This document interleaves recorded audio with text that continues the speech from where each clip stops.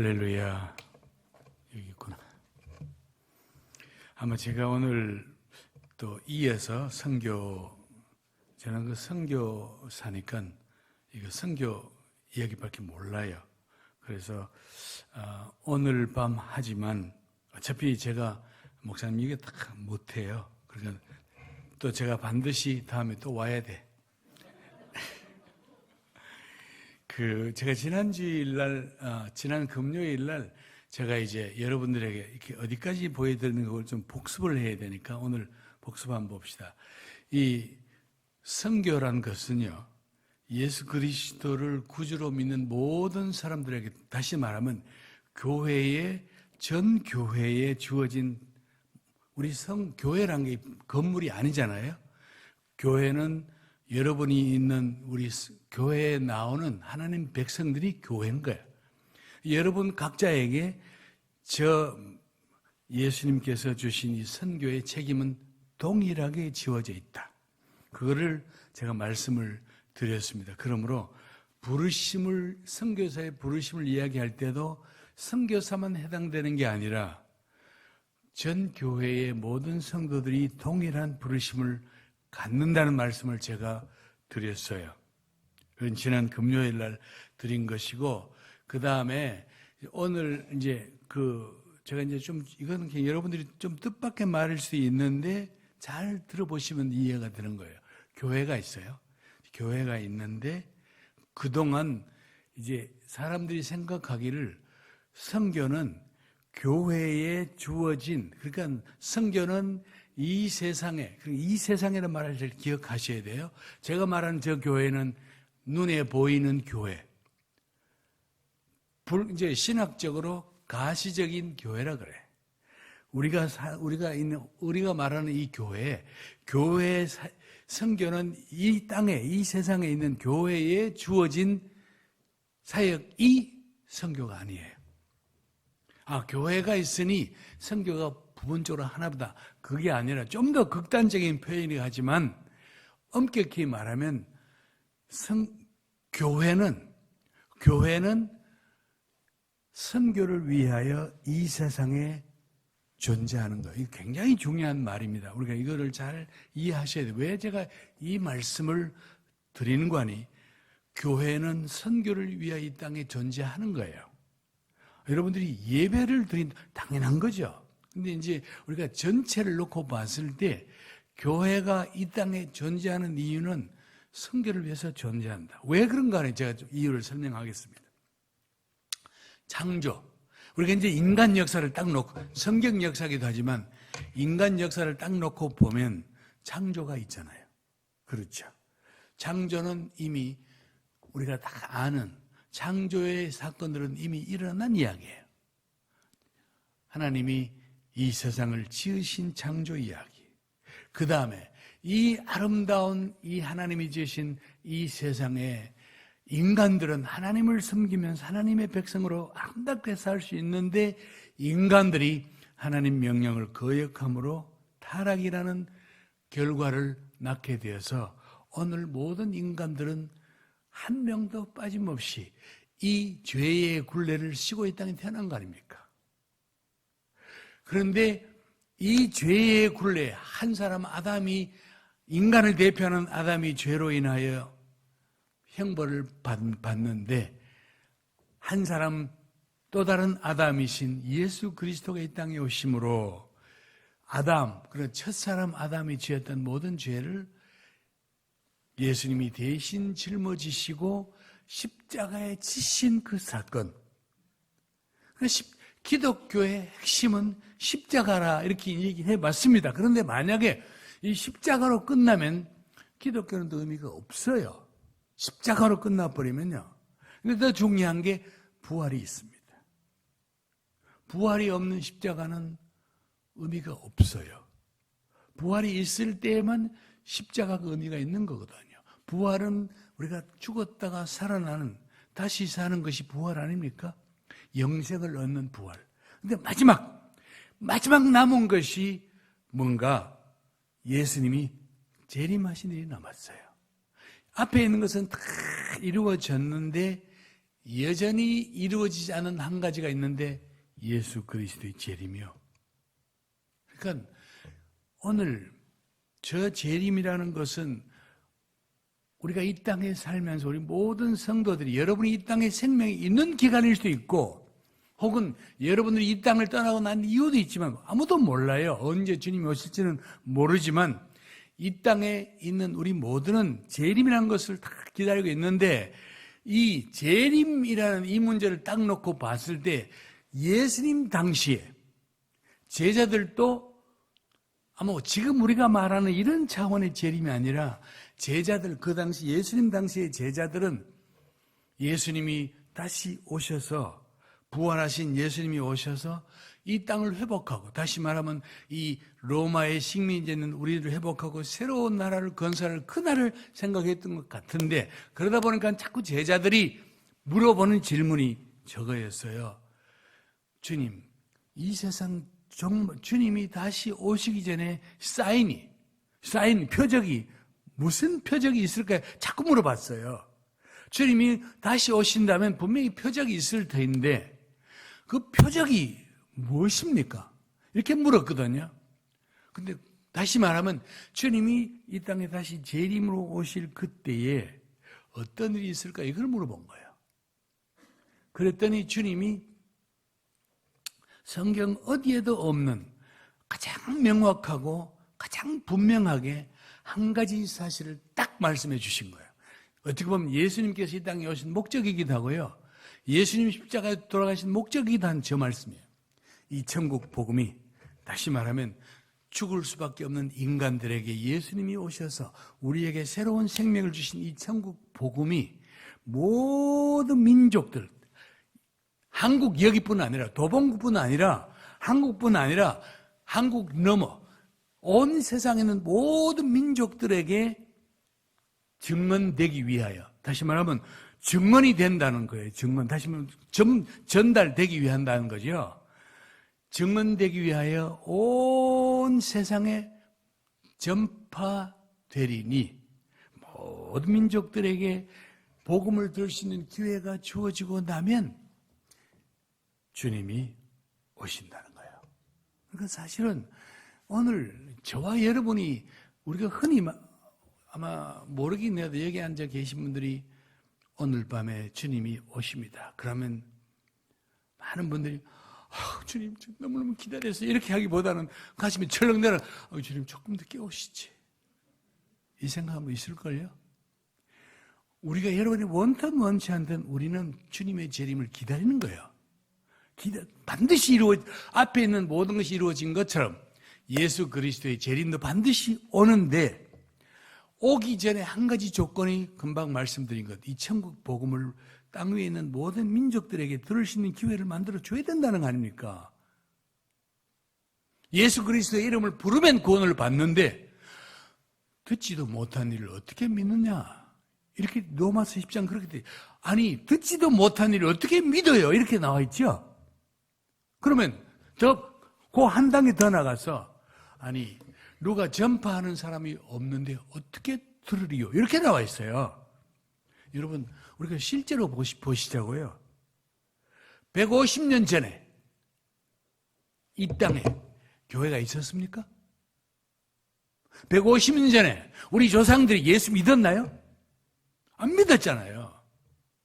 선교사가 와서 복음을 가져와서 우리에게 주고 난 뒤에 비로소 이 땅에 교회가 이 가시적인 교회가 나타난 거 아니에요.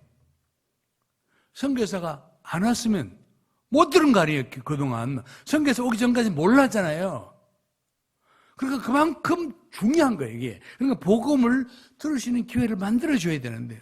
그 유명한 선교학자 오스왈드 스미스는 그랬어요. 이 땅에 사는 그 누구도 복음을 한 사람이 2번 들을 수 있는 권리는 없다는 거예요. 어떤 조건을 붙여서 아직까지 한 번도 태어나서 한 번도 들어보지 못한 복음을 들어보지 못한 사람이 있는 한 땅 위에 있는 어떤 그리스도인들 어떤 사람도 복음을 2번 들을 수 있는 권리는 없다는 거예요. 이게 굉장히 중요한 말입니다. 오늘 우리는 선교사가 들어오기 전에 우리는 예수를 모르고 살던 사람이에요. 본질상 진노의 자녀로 그냥 조상 대대로 믿던 우상과 불교와 유교 거기 빠져서 그냥 살다가 죽는 민족이 우리 민족 아니었어요? 근데 선교사 와서 우리에게 복음을 전가한 거 아닙니까? 그것 때문에 오늘 저와 여러분들은 구원을 받은 하나님 백성이 된 거 아니에요? 오늘 이 일을 우리뿐 아니라 또 다른 우리같이 어둠 속에 살고 있는 그들에게 가서 이 천국 복음을 모든 민족들에게 전하는 책임이 교회에 있다는 거 아니에요. 그게 곧 재림을 기다리는 성도들이 갈 길이라는 거야. 이걸 여러분이 꼭 기억하셔야 돼요. 그러므로 거듭 말씀드리지만 선교는 우리 교회에서 파송받은 어떤 성도, 선교사 혹은 우리 교회에서 일하다가 가신 부목사님, 전도사님, 그분이 선교 부름이 있어서 갔다 이렇게 말한 것은 틀린 거예요.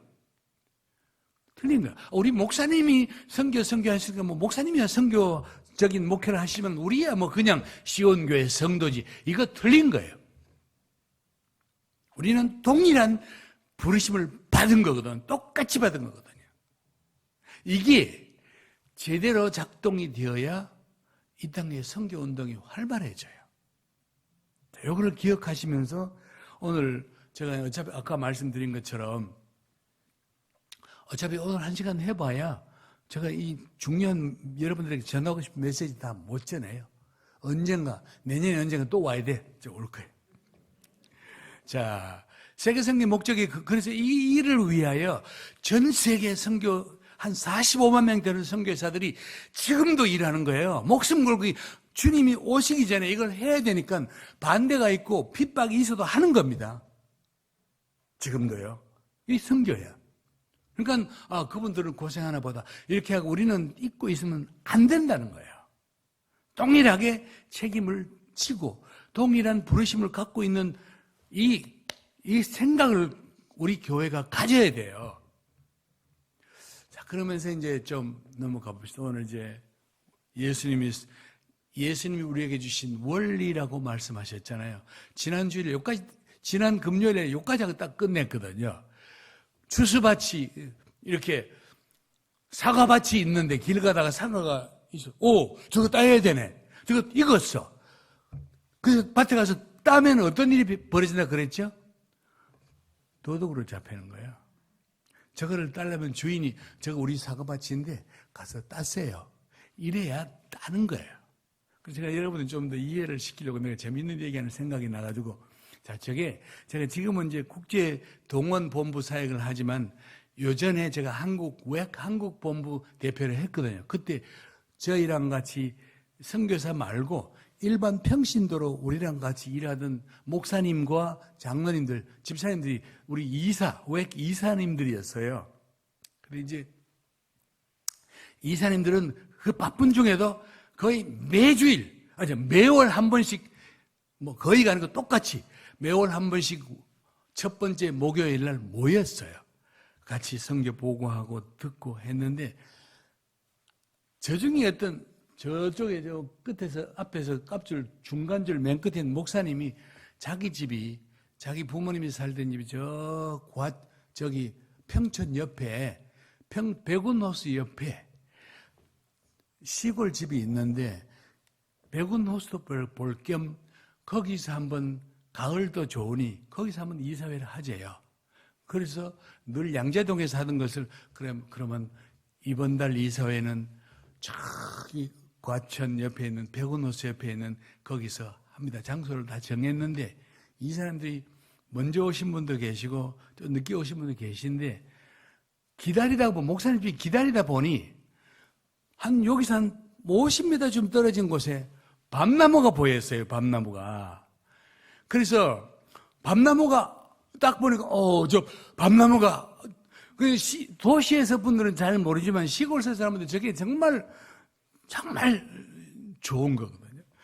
그러니까 벌판에 밤나무가 있어서 저 밤이다 이러니까 이 사람들이 주르르 다 따라가서 이분들이 이제 같이 쭉 가서 밤나무 밑에 가서 이제 보니까 그 중에 한 분이 알밤 주셨다는 거예요. 그럼 밤 주셔가지고 막 이렇게 밤송이 죽고 땅에 떨어진 걸 주셨으면 되는데, 저기 이 사진에는 안 나왔지만 그 중에 젊은 이사님 한 분이, 저 서울시에 근무하는 젊은 이사님 한 분이 그냥 나무에 올라가서 다리를 밤나무 가지를 막 하는데 밤이 두루룩 떨어졌어요. 그러니까 막 우리가 막 이사님들이 전부 다 나도 주스라고 막 전부 다 주먹 한 주먹씩 잡고 막 이렇게 막 신나가지고 이렇게 한 주먹 한창 죽고 있는데 다 같이 이사님들이 딱 죽고 있는데 저쪽에서 뭐 하는 거요? 그래서 다 거기 딱 봤더니 시골 농부 한 명이 딱 따라가면서 아니 난 밤나무에 갔다가 땅에 떨어지면 줬으면 되지 왜 나무에 따니에요? 아이고 그 이사님들 중에는 그 당시에 산업은행 총재하시던 장로님도 계셨고 그 이사님 중에는 그 당시에 헌법재판관 하던 장로님도 거기 계셨고 또 이사 중에 한 분, 그 중에 한 분은 저 강남 가톨릭 병원 학장하던 분도 거기 계셨고 또 그 중에 한 분은 그 당시에 대우그룹 총괄 회장하던 분 거기 다 같이 있었는데 밤 그거 저분들이 그거 다 죽고 그러니까 막 그냥 너무너무 민망스러워 밤을 좀 땅바닥에 탁 떨어뜨리고 서로 막 그 순간을 표현할 수 없는 거예요. 뭐 그냥 이러고 그 몇 개 한 밤 가지고 그래가지고 다시 이사의 장소로 가면서 서로 말도 못하고 야 우리 그때 제가 뭘 느꼈는지 아십니까? 왜 저분들이 왜 그리 당황했겠어요? 왜 혼났습니까? 주인 허락이 없었거든요.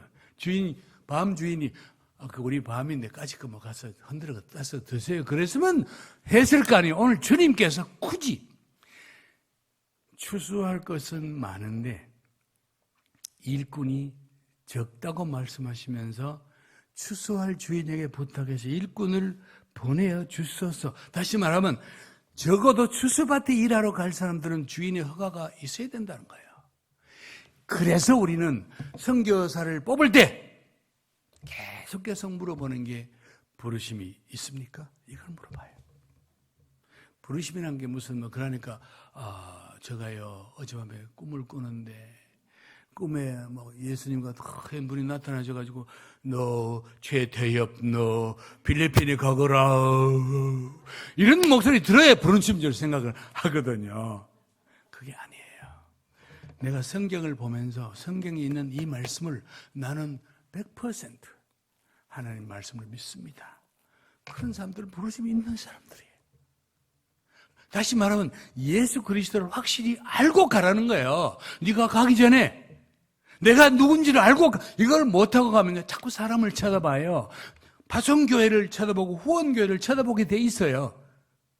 내가 주님이 나를 보내시는데 이걸 알면 담대해지는데 그렇지 못하면 자꾸 환경을 쳐다보게 되고 내가 가진 성교비가 넉넉한지 이거 쳐다보게 되고 우리 교회가 어떻게 해서 이거 자꾸 생각을 하게 돼요. 그런데 부르심이 확실한 사람이 이런 거를 뛰어넘는다니까요. 이거를 지금 주님이 얘기하시는 거예요. 네가 나가기 전에 누가 너를 보내는지 알고 가라는 겁니다. 굉장히 교회 일도 마찬가지예요. 내가 이 일을 하면서 비록 사람들이 알아주지 않아도 주님이 내보고 이 일을 하라고 했으면 그거 감사하게 하면 되는데 그러지 못하면 하다가 자꾸 불평이 생겨. 사람들이 안 알아주면 시험 들고 그렇거든요. 오늘 주님이 그게 어떤 모양의 일이든지 주님은 너에게 이 일을 맡기는 것은 내가 맡긴다는 사실을 알고 하라는 거예요, 여러분. 굉장히 중요한 원리입니다. 전반적으로 주님께서 계속 그 말씀을 하세요. 주님이 주인 되신다. 너는 나의 종이다. 이걸 계속 얘기하시는 거예요. 제가 좀 그 다음 얘기 한번 봅시다. 계속 끄덕는 주님이 주인이 왜냐하면 추수할 주인은 추수 계획을 갖고 있어요. 자기 밭이니까. 그러니까 오늘 여기 봐도 추수의 계획이 있는데 이걸 자세히 보면 성경 우리가 그냥 봤는데 예수님께서 70명을 따로 이렇게 뽑아다 놓고 이 사람들 보고 주님이 자 이제 너희 왔네. 그러면 둘씩 짝을 지어서 아무 데나 가거라 이게 아니었거든요. 그게 아니었어요. 잘 보세요. 그게 아니에요. 저기 보시면 주님께서 70인을 따로 세우셔가지고는 둘씩 35명이잖아요. 5팀이잖아요. 그러고는 주님이 일꾼들 보고, 자, 너희가 가고 싶은 아무데나 가라. 그게 아니었어요. 너희는 저 동네, 너희는 저 동네. 주님이 친히 가시려고 하는 각 동네로 둘씩 보내셨어요. 이게 계획이에요. 아마 여러분, 그냥 우리 일꾼이 열심히 일하는 것 같지만, 제가 그래서 여러분 좀 재미있는 하나의 예화 하나를 예화 하나 아니고 좀 신뢰를 들어서 여러분들이 기억에 오래 남게 하려고. 자, 여기 보면요. 서울 도봉구에, 여기 도봉구죠, 목사님? 서울 도봉구에 아주 오래전에 그 당시에 땅을 많이 갖고 있었던 부자가 한 분 계셨어요. 그분이 최 부자님이야. 최 부자님. 최 부자님은 땅이 여러 곳에 있는데 뭐 벼밭도 있고 뭐 다 있는데 그 중에 도봉구요 도봉산 밑에 최 부자님께서 사과 거수는 하나 갖고 있었어요. 그 다음에는 여러 밭 중에 또 최 부자님께서 갖고 계신 땅 중에 하나가 저쪽 강원도 고성군, 고성 먼 데잖아요. 오래전이니까 강원도 고성에 가면 체리 농장이 있어. 그래서 체리 농장, 체리가 뭔지 아시죠? 체리 농장이 있는데 이제 땅이 여러 곳에 되다 보니 일꾼을 고용해야 되잖아요. 그래서 이제 최 부자님께서 일꾼들을 고용을 했어. 한 열 몇 명, 20명까지 일꾼을 다 고용해가지고 일을 시키는데 땅도 최 부자님 땅이고 농사도 밭도 다 최 부자님이 추수의 주인이야. 그래서 최 부자님이 일꾼들 보고 쉽게 말하면 작업 지시를 내린 겁니다. 작업 지시를 하면서 일꾼들을 모아놓고, 자, 내가 지금 여러 곳에 일인데 지금 여러분들이 긴급하게 할 것이 있는데 그게 뭔고 하니 이거 실제거든요. 체리는 그 기간에 추수를 놓치면 안 돼요. 제가 미국에서 체리를 많이 따봤어요. 체리 농장과 체리를 많이 따봤어요. 체리가 있는데 지금은 체리 수확기. 일꾼들 보고 지금은 체리 수확기니 가서 2주 안에, 길게 말고 2주 안에, 2주 내에 저 체리를 다 수확을 해야 비로소 체리가 상품 가치가 생겨. 그 일꾼들 보고 뭐라고 했는가 하니 2주 안에 체리 농장 가서 체리를 수확을 해라. 그 대신에 도봉구에 있는 우리 집 가까이 있는 이 사과밭은 보다시피 안 익었어.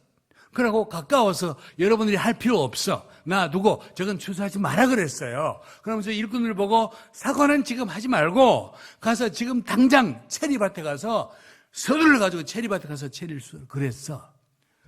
일꾼들이 일꾼들이 이제 고용을 받아가 일꾼들이 가만히 앉아가 생각을 해보니 가만히 있어봐라.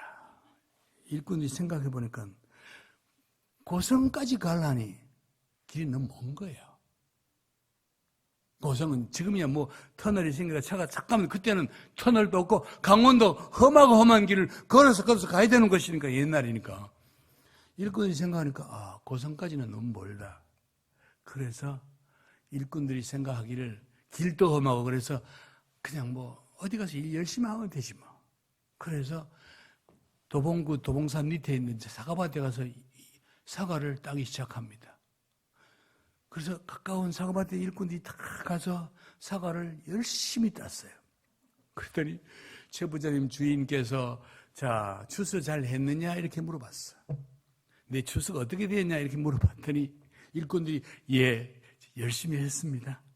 그러면서 일꾼들이 추수한 것을 또 가지고 나왔는데 뭘 가져왔는가 하니 안 익은 사과를 따온 거예요. 분명히 주인이 저거 따지 마라 그랬거든요. 근데 우리 열심히 했대.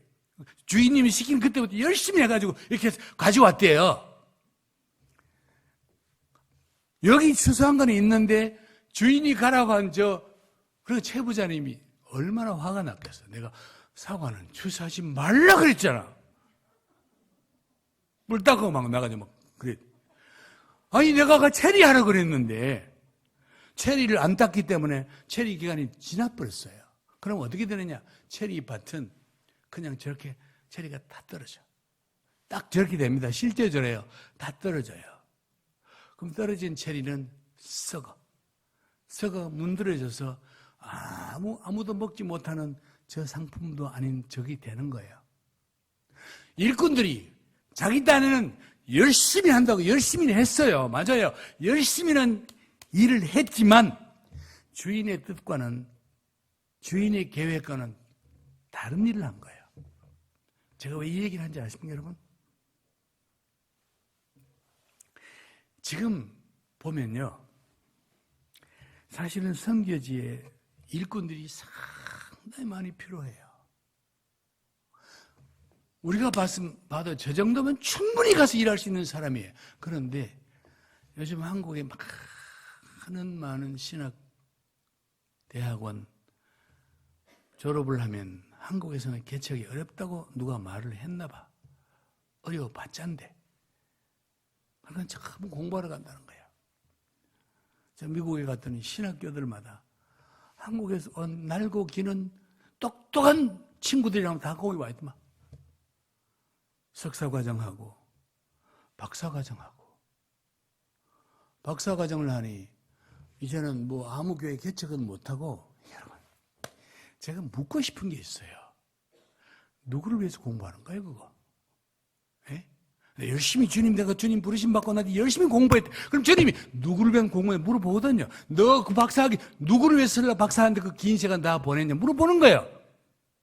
열심히 한 것과 주님의 때에 주님의 일 발휘하는 다른 겁니다. 여러분 아십니까?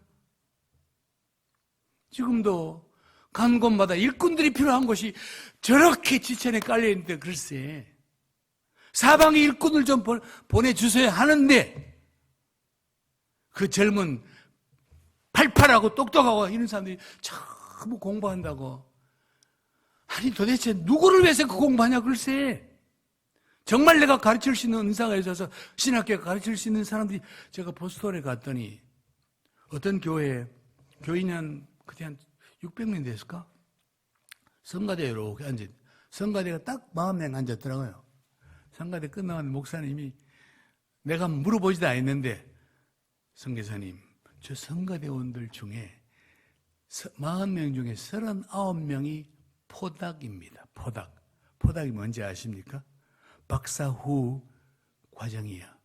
그러면서 하는 말이, 여기 있는 분들 전부 다 하버드, MIT 나온 사람들이래. 박사학위를 받았는데 한국에 교수 자리가 안 난다는 거예요.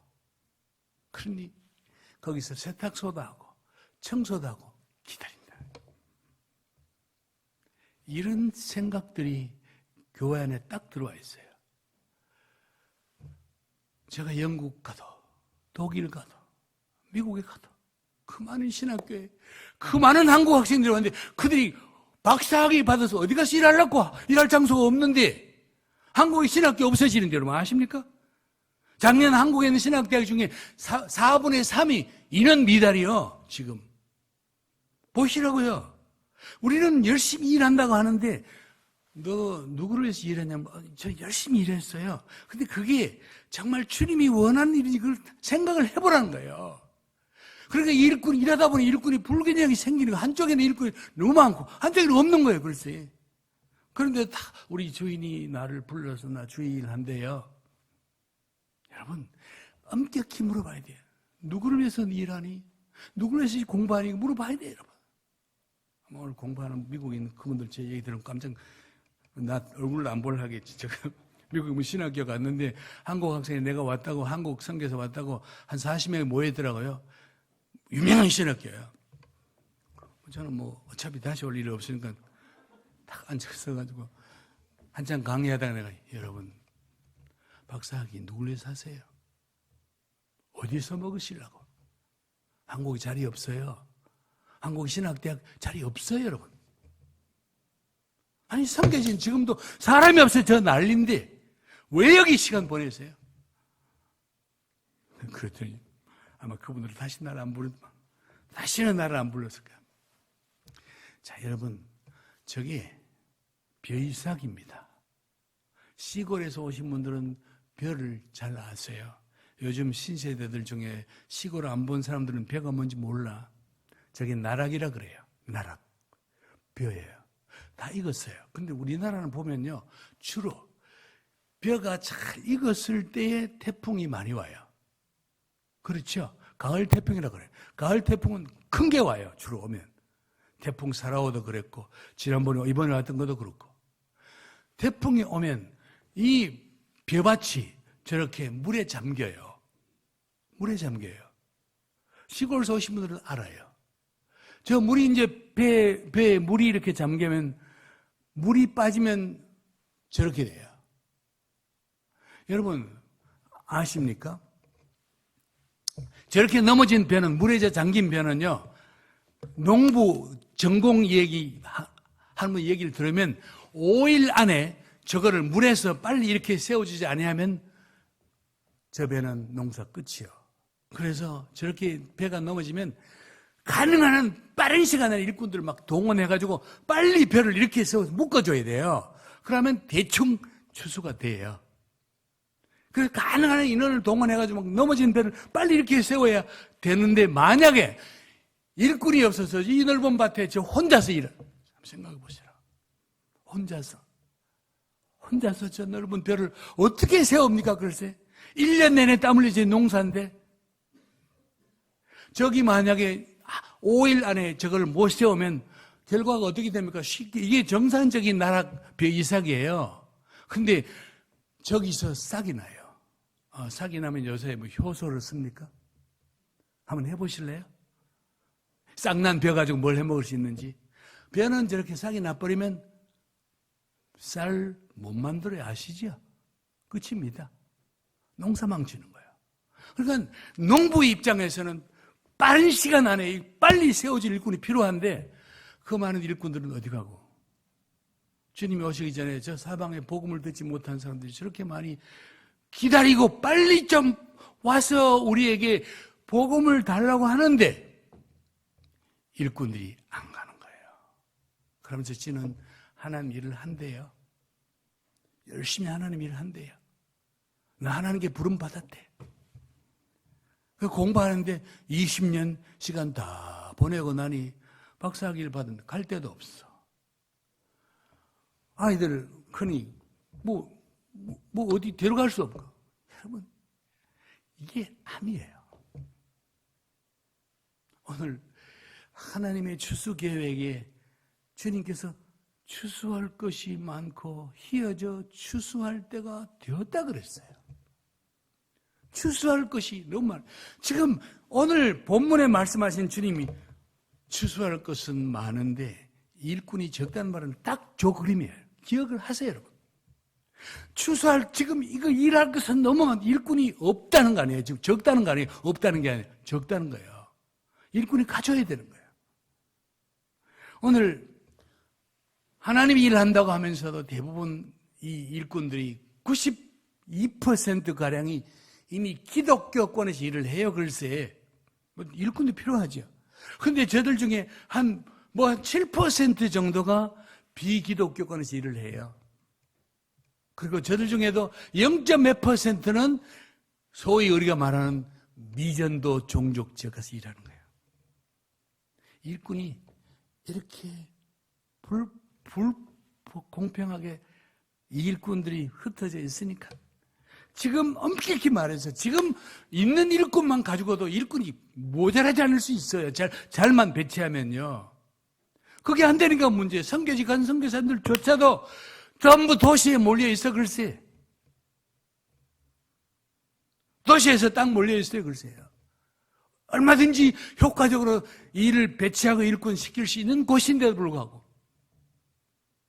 오늘 주님은 추수할 계획을 갖고 계시는 주님은 너희가 하고 싶은 대로 하라 그게 아니거든요. 내가 원하는 곳에 내가 가려고 하는 곳에 저기에 가서 일하고 이렇게 추수의 컨트롤을 다 오는 총책임자인 예수님께서 저곳으로 가야 돼. 절로 이렇게 가라고 하는데 일꾼들은 지 맘대로 가는 거예요. 주의 일 한다고 하면서 지 맘대로 해요. 그러니까 일이 안 되는 거예요. 글쎄. 성교가 이래서 어려운 거예요. 글쎄. 일꾼들이 제대로 오늘 골고루 나가 있는 일꾼들만 가지고도 제대로 배치가 되면 얼마든지 많은 일이 일어날 수 있는 거거든요. 근데 사역자들이 배치가 불균형이야. 여기 뭐 선생님 계신지 모르지만 제가 일하던 곳이 아프리카 감비아입니다. 모슬렘이 90%예요. 근데 거기서 어릴 때부터 우리 집에서 자랐던 그 사람이 지금은 그 조그마한 교단이지만 우리 감비아 복음주의 교단 총회장이 됐어. 근데 우리가 살던 그 집에다가 우리가 마당을 이렇게 다만 그 집에다가 얘가 뭐 지금 40대 중반이지만 저는 얘라 그래. 얘가 거기에 초등학교를 세웠어요. 모슬렘 나라에. 모슬렘들은 학교에 가면 아침에 다 전부 다 메카를 향하여 아이들이 전부 모슬렘식 기도를 하고 공부하러 가거든요. 그 뭐 예외가 없어요. 근데 이 학교는 세울 때부터 이거는 기독교 재단이다. 이래서 여기에 오는 사람들은 우리는 절대로 모슬렘 기도를 안 한다. 여기 오는 사람들은 우리는 철저하게 기독교 정신으로 기독교 크리스천 스쿨은 아니지만 기독교 정신으로 운영한 학교다. 그런데도 불구하고 모슬렘 사람들이 저 학교에 가면 공부를 제대로 한다더라. 이러니까 아이들을 그곳으로 보내는데 지난 5월까지 학생들이 1000명이 넘은 거예요. 근데 이제 이 교장인 우리 영적인 아들이 내보고 물어보는 게 아버님 교사를 보내주신다 하더니 오실 교사가 그렇게 없으세요? 그냥 무슨 교사가 필요하냐?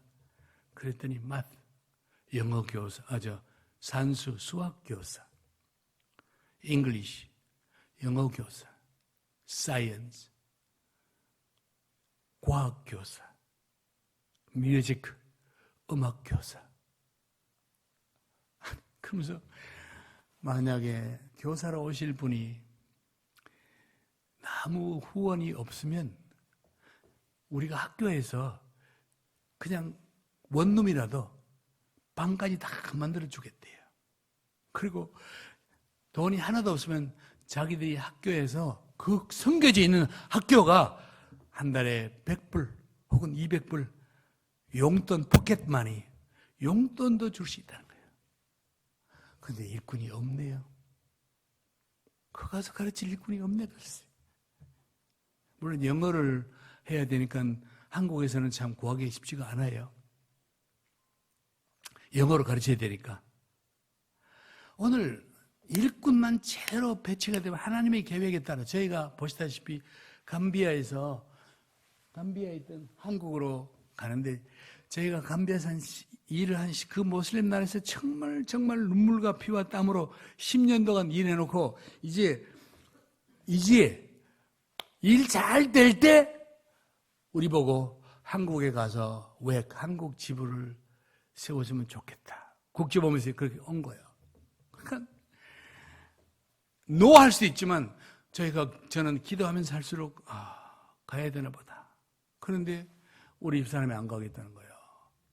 목숨 걸고 안 가겠다는 거예요. 나중에 설득가 안 돼서 내가 옆일 종부다. 그러고는 제가 그냥 와버렸거든요. 그 눈물과 정말 그 원망과 불평과 나오면서 하나님, 그런데 여러분, 시간이 지나고 보니까 하나님의 타이밍이요, 그게. 그때 우리가 97년도에 나왔는데, 그때가 딱, 물론 IMF가 있어서 힘들기도 있었지만, 그때가 딱 우리 같은 단체가 한국에 올 때예요. 그래서 저희를 통하여 500명가량의 선교사들이 들어왔잖아요. 우리가 아프리카에 있었으면 그 현지인 모슬렘 아들 모아놓고 지금도 실험했을 텐데 한국에 들어와서 저렇게 훌륭한 선교사들 500명을 보냈다. 우리의 계산과 하나님 계산은 다른 겁니다. 큰 그림을 보라는 거예요. 큰 그림을 보고 우리 집에 가면요, 우리 집 시팅룸, 응접실, 생각이 많아요. 우리 집 응접실에 가면 뭐 크지 않지만 우리 사람이 이렇게 식물 이런 걸 좋아해가지고 거기 딱 요만한 돌로 된 이렇게 어항이 있어요. 한 요 정도 높이로 어항이 있어. 그럼 거기에 금붕어를 이렇게 넣어놓고는 그 중간에다 이렇게 돌을 물에다 넣어놓고 붕어가 속에 들어갔다 이렇게 해놨어. 근데 내가 이렇게 내려다보면 붕어들이 누가 사람이 왔다고 다 돌 속에 들어가서 꼬리는 다 뒤에 나왔는데 대가리만 밀어가지고 딱 숨어가 있어요. 근데 내가 나오면 또 나와 돌이 나가. 내가 또 보면 또 속에 내가 가만히 보면서 그래 얘들은 붕어 얘들은 기껏 세계가 요거구나. 요거 저기들은 저기 따위는 머리를 뒤 밀고 숨었다고 하는데 나는 꼬리 다 보고 있거든요. 우리가 이 땅에 살면서 큰 그림을 보라는 거예요. 예수님이 다시 오시는 것을 준비한다는 여기에 오늘 교회의 존재 이유가 있다고 생각하면 여기에 맞추면 답이 금방 나와요. 우리가 뭘 할지. 너무 우리 교회 자체 문제, 내 개인 문제 여기만 집착하면 절대로 큰 그림을 보지 못해. 오늘 나는 아무것도 아닌 것 같지만 나는 예수 그리스도의 이 마지막 지상 명령인 가장 위대한 이 명령을, 성교적인 명령을 나는 이 도봉동 이쪽 한쪽 구석에 있는 도봉동에서 이 시온 교회 성도로 나는 일한다. 이것만, 이 생각만 하고 일하는 것도 중요한 거예요. 잘못하면 여러분들은 마치 붕어들처럼 너무 작은 세계에 갇혀가지고 전혀 전체 그림을 못 보는 그런 누를 범할 수가 있다는 거예요. 우리는 지금 이 중요한 시기에 있는 겁니다. 오늘 제가 이제 그 말씀을 드리면서 자꾸 내 얼굴은 나올 뻔했는데 얼굴이 자꾸 나와나 봐요. 저 사람은 세계에서 파도 타기를 가장 잘하는, 영어로 서퍼라고 그래요. 서퍼. 파도 타기를 가장 잘하는 사람이에요. 넘버 1. 챔피언입니다. 근데 저 사람이 바닷가에서 이 보드를 들고 서 있잖아요. 왜 서 있습니까, 저 사람이? 아무리 파도를 기가 막히게 잘 타는 사람이라도 바다에 파도가 없으면 절대로 못합니다. 저 파도가 와야 비로소 이 사람이 저 파도를 타고 그냥 자기 기술을 마음껏 품지, 바람이 안 오고 파도가 안 오면 절대로 못합니다. 제가 왜 이 얘기를 하는지 아십니까? 제가 선교를 이렇게 선교 역사를 가만히 들여다보면서 느끼는 게 내린 결론이라기보다는 깨달은 게 하나 있어요. 그게 뭔가 하니 선교의 파도타기예요. 아마 여러분들 많이 들어보셨을 텐데 하나님이 선교를 해가면서 그때 그 시대마다 여러 나라를 쓰지만 그 시대마다 그러니까 가장 주력 부대가 있어요. 그게 가장 우리가 괄목하게 느끼는 게 영국 사람들이었어요. 영국 사람들은 탁월한 사람들입니다. 적어도 세계 선교에 관한 한은 정말 탁월한 사람들이었어요. 뭐 어떤 사람들이 영국 사람들이 식민지 정책 많이 했다. 그쪽 관점을 보면 그런데 선교적 관점 보면 영국 사람들은 하나님 편에서 볼 때는 굉장히 큰 일을 한 거예요. 영국 사람을 이어서 그 다음에 북미, 미국과 캐나다는 누굽니까? 영국에서 건너간 영국의 후손들이요. 똑같은 종족들입니다. 영국 사람들이에요. 미국, 캐나다 사람들이요. 그 사람들은 더 열심히 더 많이 보냈어요. 일을 더 많이 했어요. 선교사를 더 많이 보냈어요. 그리고 미국과 거의 동시에 또 세계 선교에 중요한 역할을 했던 게 호주와 뉴질랜드예요. 저 섬나라. 여러분 호주 가보셨죠? 호주 사람들은 뉴질랜드 그 사람들은 지금도 영국식 영어를 해요. 미국하고 달라. 영어를 영국 액센트를 그냥 써요. I come to die. 오늘 왔다는데 그냥 말을 그렇게 해요. 호주 사람들, 뉴질랜드 사람들이 그 일을 했어요. 그리고 하나님은 또 우리에게 이 조그마한 나라, 아직도 정전 상태에 있는 이 작은 나라, 기독교 국가도 아니었고 지금도 아니지만 이 작은 나라를 하나님이 쓰신다는 사실을 전 세계 앞에 한국교회가 세계 선교를 주도하는 그 대열에 끼일 줄 여러분 아셨어요? 우린 몰랐잖아요. 하나님이 하시면 하는 거예요.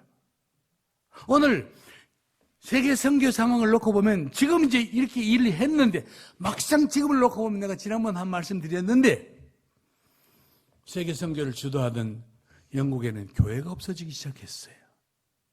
그러니 자연스럽게 신학교가 없어졌어. 그러니 선교사가 나오질 않아. 영국 출신 선교사들이 거의 없어졌어요, 지금. 제가 속해 있는 단체는 영국에서 나온 단체인데, 한국에 제가 나올 때 97년도에 우리 단체 안에 영국 사람이 550명이 있었어요.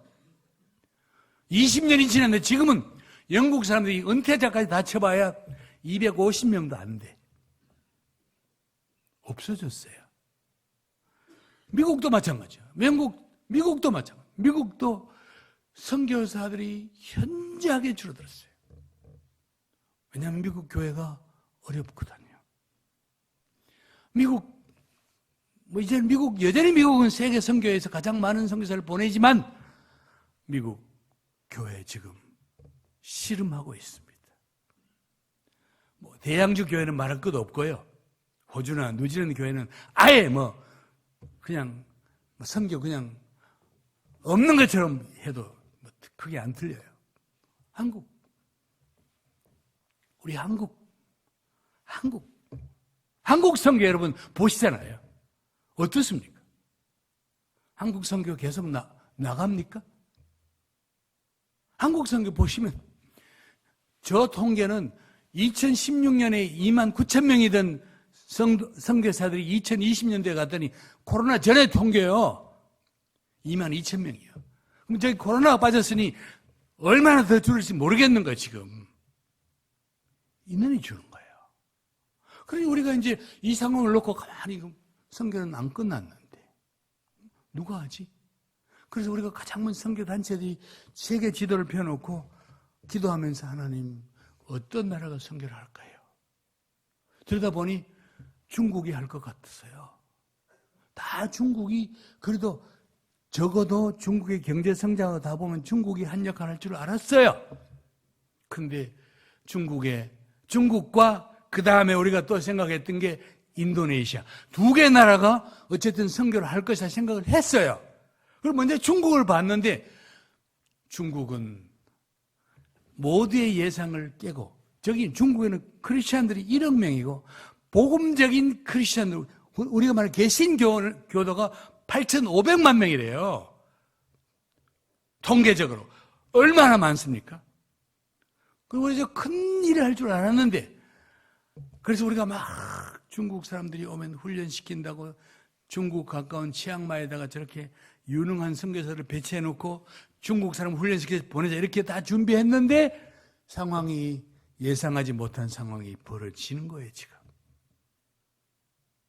저게 중국에 가면 삼자교회가 있고 삼자교회가 아닌 교회들은 그냥 독립교회 혹은 복음주의 교회라 그래. 삼자교회는 정부에서 통제를 받는 교회고 그 외의 교회는 비삼자교회. 저 교회는 비삼자교회 중에 가장 큰 교회예요.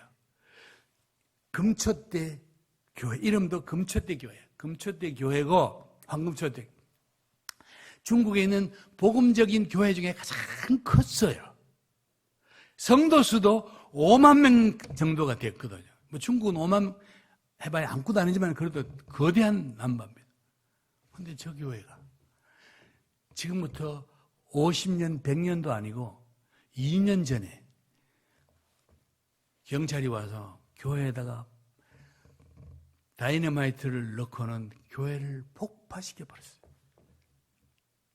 가장 큰 교회를 폭파시켜버렸어요.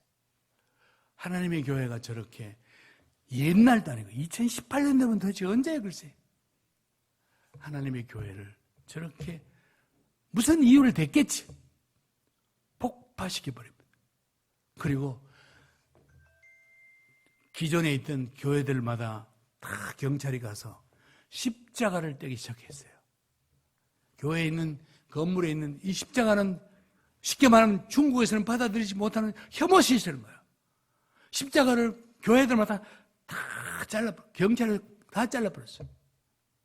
여러분 이게 21세기에 살고 있는 지금 이 일이 세계에서 가장 영향력 있는 나라 중에 하나라는 중국에서 일어나고 있는 거예요, 지금.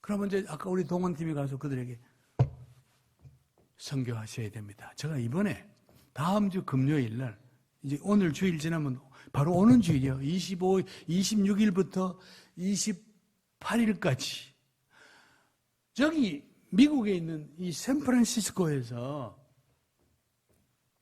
미국과 캐나다에 소재한 인도네시아 교회 목회자들과 리더들이 전체 모이는 무슨 대회가 있대요. 대회. 자, 여러분, 물론 우리 최 목사님이 관계하시던 보아스 목사님이 소개를 하신 것 같은데 저분들이 내가 누군지 알고 나를 주강사를 부르냐 글쎄. 저 주제도 보니까 주제도 선교 주제도 아닌 것 같은 느낌이 드는 거예요. 미래 교회, 다음 세대 이건데 제가 처음에는 이거 공연이 예수했다 그랬거든요. 근데 가만히 놓고 보니까 제가 전체 큰 그림을 놓고 딱 봤더니 이거 우연이 아니네, 이게. 우연이 아니네. 하필이면 인도네시아입니까, 여러분? 그래도 제가 저분들 포스터를 가만히 보다 보니까 재밌는 거 하나도 발견해서 그게 뭔 거 아니?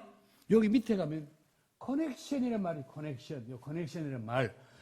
이게 뭔가 하니 인도네시아 목회자들 인맥 연결이요, 그게 연결. 미국과 캐나다에 있는 그 수천 개 인도네시아 목회자들이 연결해서 뭘 하겠다는 거 아니에요? 이건가 보다. 내가 가서 이들에게 선교를 도전해야 되겠다. 그래서 저는 저분들이 내게 뭐를 바라는지 모르지만 저는 3일 저녁 집회를 제가 하는데 3일 저녁 집회도 무조건 선교 얘기만 할 거거든요.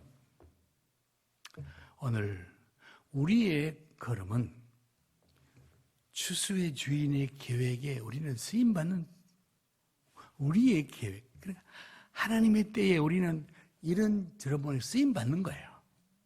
제가 내가 한국에 오면서 내가 언젠가 인도네시아 선교 동원해야 되고, 그러려면 인도네시아 교회 선교하는 분이 누군가 해서 이정부 신곡교회, 시온, 이거 찾아본 적이 없거든요. 그냥 연결된 거예요. 이게 우연입니까? 이게 우연이 있어요?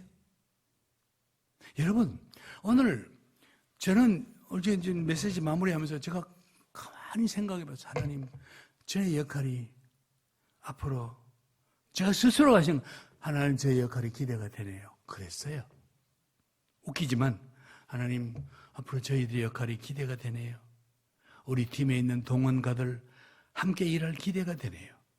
그리고 하나님 저분의 역할도 기대가 되네요.